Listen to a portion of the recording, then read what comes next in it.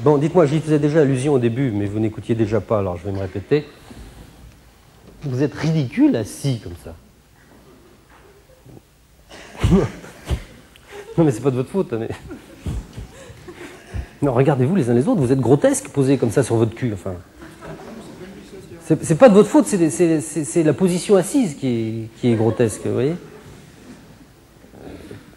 Comparé à la position debout, par exemple.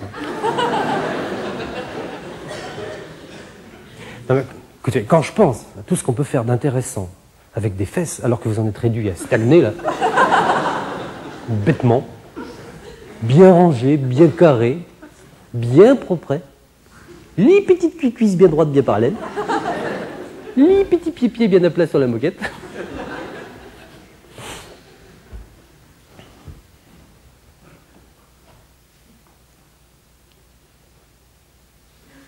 Peu d'animaux s'abaissent jusqu'à s'asseoir.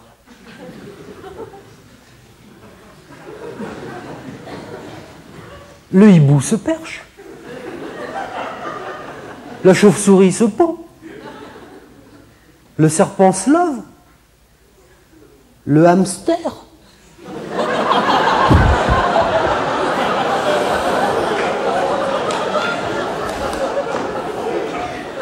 Là, j'ai honte, là.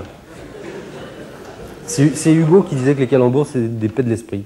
Je me demande s'il n'y a pas un peu raison. Là, je recommence. Hein. Pouf, pouf. C'est trop horrible. Bon, alors, qu'est-ce que je disais? Oui, le hibou se perche. Hein, la chauve-souris se pend. Le serpent se love. La rascasse.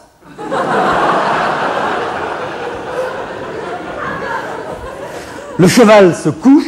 Le soleil se lève. L'homme s'assoit, voilà. À part le chat et le chien, créatures stupides qui poussent parfois la veulerie jusqu'à tolérer dans leur sillage des employés de banque.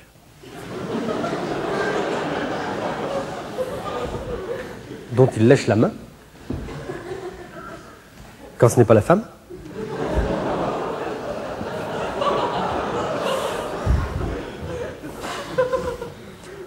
Peu d'animaux, je le répète, s'abaissent jusqu'à s'asseoir.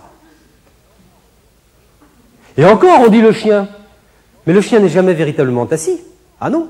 Assis. Assis. Non. Le chien s'appuie sur ses pattes de devant, dans une position relativement élégante.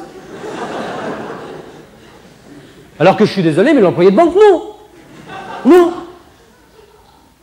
Tenez, le professeur Konrad Lorenz, humaniste scientifique et grand ami des bêtes, qui a partagé son existence entre l'étude du comportement sociologique animal et les cuites à la Canterbrau.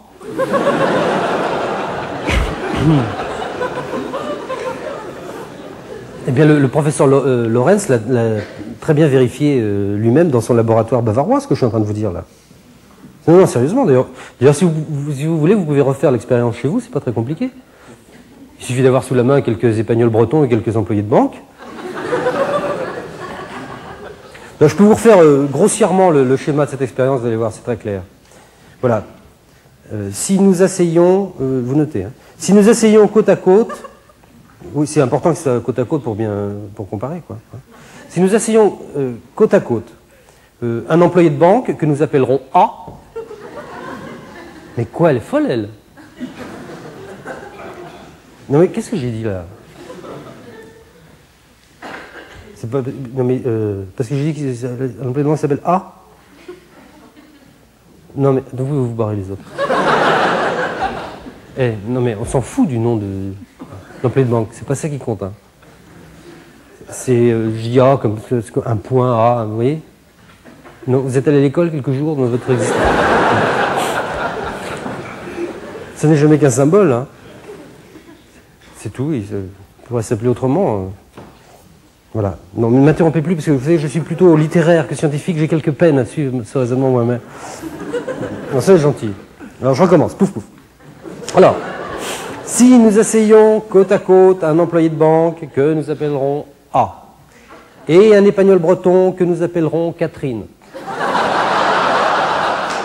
Mais quoi?